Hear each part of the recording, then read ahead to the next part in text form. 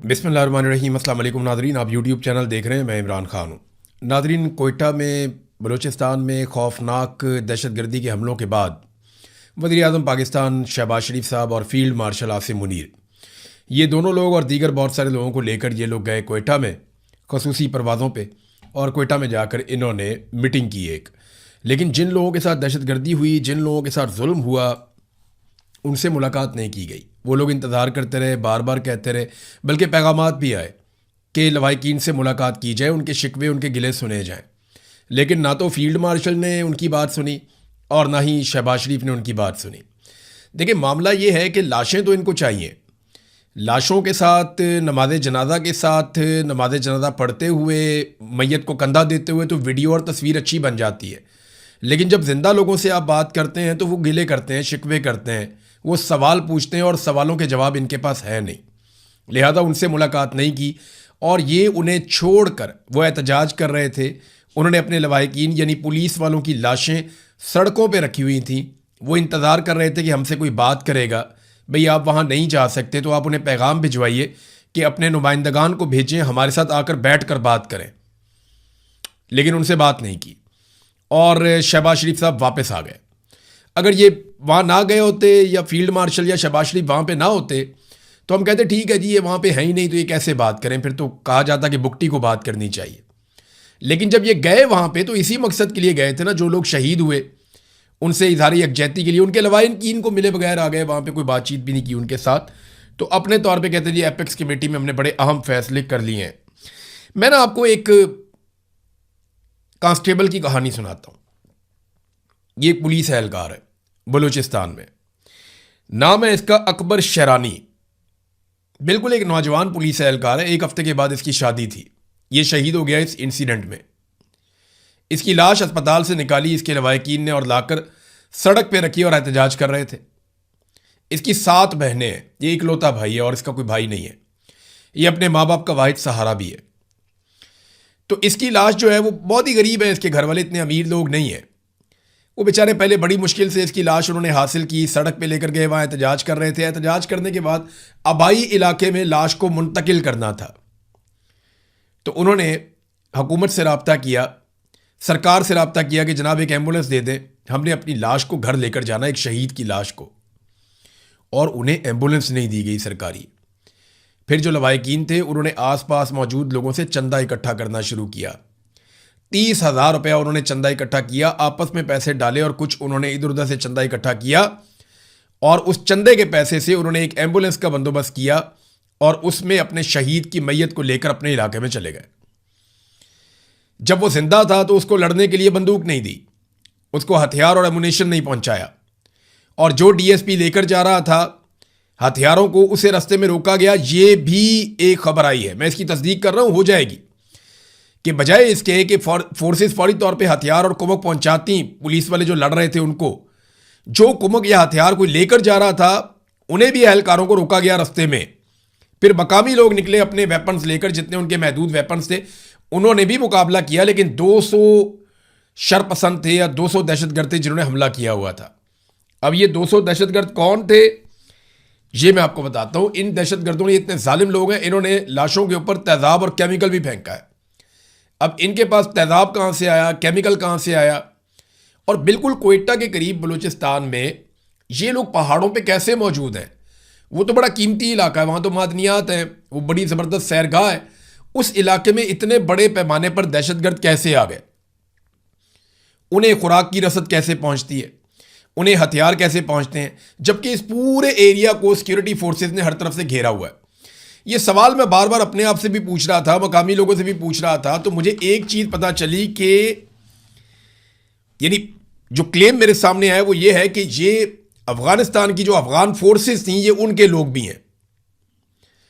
Afghan forces के बारे में मैं आपको बता देता हूं। जब तालिबान ने अफगानिस्तान के ऊपर कब्जा किया तो अफगान फोर्सेस के एक बहुत बड़े हिस्से ने सरेंडर कर दिया था। लेकिन उनमें से कुछ लोग जो है वो पाक अफगान बॉर्डर एरियाज में आकर छुप गए थे और उन्होंने पनाह ले ली थी। और क्योंकि पाकिस्तान की फौज बड़े लंबे अरसे से उनके साथ काम करती रही है तो उन्हें मौका भी मिला। अब वो लोग भी यहाँ पे बहुत बड़ी तादाद में मौजूद हैं जिनके पास ट्रेनिंग भी है और जदीद हथियार भी है। अब कुछ ज़राए ये कह रहे हैं कि उन्हें यहाँ पे इसलिए पनाह दी गई थी क्योंकि वो तालिबान के दुश्मन हैं और जब मौका मिलेगा तो उन्हें तालिबान के खिलाफ इस्तेमाल किया जा सकता है और उन्हें टीटीपी से लड़वाने के लिए यहाँ पे इकट्ठा किया गया। अब कुल मिलाकर हमें जो बलूचिस्तान से पिक्चर आ रही है वो ये है कि स्मगलरों को इकट्ठा किया जा रहा है, उन्हें मुसल्लह किया जा रहा है, जो जराइम पेशा लोग हैं जिनके सरों के ऊपर इनामात थे उन्हें भी इकट्ठा किया जा रहा है, फ्री हैंड दिया जा रहा है।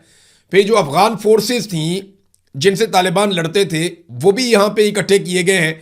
तो इस तरह अलग अलग किस्म के ग्रुप्स को इकट्ठा करके एक बहुत बड़ी फोर्स तैयार की जा रही है अलग अलग किस्म की, और इनका काम है ये नेशनलिस्ट जो हैं उनके साथ लड़े, कौम परस्तों के साथ, या बीएलए के साथ लड़े, या दीगर तंजीमों के साथ लड़े, या टीटीपी के साथ लड़े। यानी पाकिस्तान में एक के बाद एक प्रॉक्सी बनाई और तैयार की जा रही है। लेकिन याद रखिएगा, प्रॉक्सी बनाने के खेल में पाकिस्तान को हमेशा नुकसान हुआ है। इदारों ने वक्ती तौर पर फ़ायदा हासिल किया, लेकिन end of the day ultimately Pakistan को इसका नुकसान हुआ है। बलूचिस्तान की इस वक्त की सूरत हाल ये है कि ट्रेनें तक बंद कर दी गई हैं, यानी महदूद मुद्दत तक के लिए ट्रेनें बंद कर दी गई हैं और बलूचिस्तान में आमदोरफ्त रोक दी गई है। यानी मैं फिर आपको दोबारा वहां ले जाता हूं कि खसूसी तैयारों के ऊपर बैठ के फील्ड मार्शल और शहबाज शरीफ और उनके लोग पहुंचे हैं कोयटा में। क्यों पहुंचे? कि ये लोग शहीद हो गए थे। अब वो जो शहीद है उनके लिए एम्बुलेंस भी नहीं है। यानी शहबाज शरीफ के लिए, फील्ड मार्शल के लिए, बाकियों के लिए खसूसी तैयारे हैं। वो अपने खसूसी तैयारों में वीवीआईपी प्रोटोकॉल के साथ वो पहुंच जाते हैं कोयटा में, जबकि ये जो शहीद अहलकार है जिसके लिए वहां पे इकट्ठे हुए हैं, इसको इसकी मैयत इसके इलाके तक पहुंचाने के लिए एम्बुलेंस भी नहीं दे रहे। वो बेचारे चंदा जमा करके अपने शहीद अहलकार को लेकर जा रहे हैं। 9 अहलकार नाजरीन बाजियाब करवाए गए हैं। अब इसका क्रेडिट इससे पहले कि कोई ले, मैं आपको असल खबर बता देता हूं। ये 9 अहलकार कैसे बाजियाब हुए, जो रोजनामा कुदरत है उसके अंदर ये खबर छपी है बलूचिस्तान से। वो ये बताते हैं कि अभी तक इन इतलात की मुकम्मल तौर पे तस्दीक या तस्वीर वीडियो सामने नहीं आई, मगर हना ओड़क से जो अगवा होने वाले 9 अफराद हैं उनको मुसल्लह अफराद ने रिहा कर दिया। ज़राए के मुताबिक मगवी अफराद की रिहाई के लिए कल इलाके के बुजुर्गों और मोतबरीन का एक वफद पहाड़ों में मुसल्लह अफराद के पास गया था। आज मगरिब को मुसल्लह अफराद जो खुद को टीटीपी वाले कह रहे हैं उन्होंने मगवियों को रिहा कर दिया है। यानी वो जो मुसल्लह अफराद पहाड़ों में बैठे हुए हैं उन्होंने जो अगवा किए हुए लोग थे उनमें से 9 को रिहा कर दिया है। और वहाँ पे आपको ये भी पता है कि 18 के करीब लोगों को शहीद करके उनकी लाशें पहाड़ों में जो है वो फेंक दी गई थी, जिन्हें फिर बाद में मुतासरीन और लवाहिकीन अपनी मदद आपके तहत वहाँ पे मजदूरों और गाड़ियों को ले जाकर उठाकर लाए थे। पुलिस के अंदर नाजरीन सख्त गुस्सा है, लवाहिकीन के अंदर सख्त गुस्सा है। वो गिले और शिकवे कर रहे हैं कि जी आपने हमारे बच्चों को मरने के लिए छोड़ दिया, जबकि पुलिस में सख्त रद्द अमल है। अब वो फोर्स है एक, मैं नहीं चाहता कि ऐसा कभी हो, लेकिन ऐसा दिखाई देता है कि उनके लिए ड्यूटी करना मुश्किल होता चला जा रहा है। वो अपने आप को बेबस और तन्हा महसूस कर रहे हैं। और ऐसी ही चीज़ें खैबर पख्तूनख्वा की पुलिस के अंदर से भी सामने आई थी कि उन्हें ना तो सहूलियात दी जाती हैं और लड़ाई बहुत बड़ी है जिसके अंदर उन्हें धकेल दिया जाता है। तो उस तरह की लड़ाई के लिए उनको इक्विपमेंट भी दिया जाए ना, उन्हें तैयारी भी की जाए। लेकिन पुलिस को बहरहाल धकेल दिया गया। और शहबाज शरीफ साहब जब गए यहाँ पे कोयटा में तो इन्होंने सबके खिलाफ बात की, लेकिन भारत के खिलाफ बात नहीं की।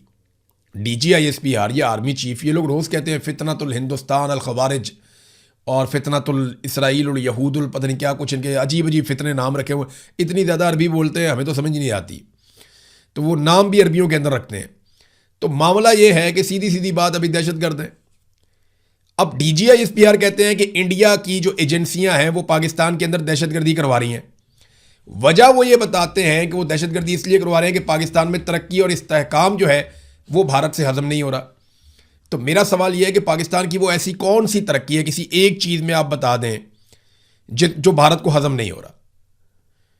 यानी आप मईशत के अंदर आप नीचे जा रहे हैं, दहशतगर्दी आप नीचे जा रहे हैं, इन्वायरमेंट आप नीचे जा रहे हैं, बेरोज़गारी बढ़ गई है, गुर्बत बढ़ गई है, पाकिस्तान में लोग पाकिस्तान छोड़ छोड़ कर जा रहे हैं, सरमायाकारी पाकिस्तान में आ नहीं रही, बल्कि पाकिस्तान से बाहर पैसा मनी लॉन्डर हो रहा है, इंडस्ट्री आपकी बैठ गई है, मल्टीनेशनल कंपनी आपको छोड़ छोड़ के जा रही हैं, मुल्क के असासे आप बेचते चले जा रहे हैं बारी बारी। इस्तेहकाम की हालत यह है कि पाकिस्तान में किसी को नहीं पता कल ये हुकूमत होगी या नहीं होगी। हालात ये हैं इस्तेहकाम के कि फील्ड मार्शल जो सबसे पाकिस्तान का ताकतवर आदमी है, सबसे ज़्यादा बंदूकें उसके पास है या उसके कंट्रोल में है, उन्हें इस्तिस्ना लेना पड़ जाता है कि पता नहीं कल मेरे साथ क्या हो जाएगा। जब इस तरह की सूरत हाल है तो दुश्मन आपकी कौन सी तरक्की से और इस्तेहकाम से खाइफ हो रहा है, मुझे तो समझ नहीं आ रही। लेकिन होता पता क्या है, पाकिस्तान में जब भी कोई नालायकी होती है ना पाकिस्तान के इंटेलिजेंस इदारों से, और दहशतगर्दी के बड़े बड़े वाकयात होते हैं, आप देखें ना चाकी में आते हैं वो आगे पूरे चाकी को कंट्रोल कर लेते हैं, फिर वो अपनी मनमानी करते हैं कई घंटों तक, फिर जब दिल करता है वो चले जाते हैं BLA वाले। और पाकिस्तान की इंटेलिजेंस एजेंसियों को कानो कान खबर ही नहीं होती, इन्हें पता ही नहीं चलता। अब अपनी नालायकी के ऊपर पर्दा डालने के लिए बड़े आराम से कह देते हैं ये भारत की कार्रवाई, लेकिन वो ये नहीं सोचते कि इसमें भारत की इंटेलिजेंस एजेंसियों को कितना क्रेडिट वो देते हैं। एक फौज का तर्जुमान खुद ये कह रहा है कि हम नाकाम हो रहे हैं और उसकी वजह यह है कि दुश्मन मुल्क की एजेंसियां कामयाब हो रही हैं। ये आप सिर्फ ब्लेम गेम नहीं कर रहे, ये आप भारत की इंटेलिजेंस एजेंसियों को शाबाश या उनको क्रेडिट दे रहे हैं कि जनाब वो बहुत अच्छा काम कर, वो अच्छा काम कर रहे हैं तो आप क्या कर रहे हैं? आप क्या कर रहे हैं? आपने कहां पे रोकी दहशतगर्दी? लगातार दहशतगर्दी के वाकयात बढ़ते चले जा रहे हैं, एक के बाद दूसरा, तीसरा, चौथा, पांचवा, कहां पे जाके ब्रेक लगेगी? बाद में खबर दे दी जाती है जी हमने कामयाब ऑपरेशन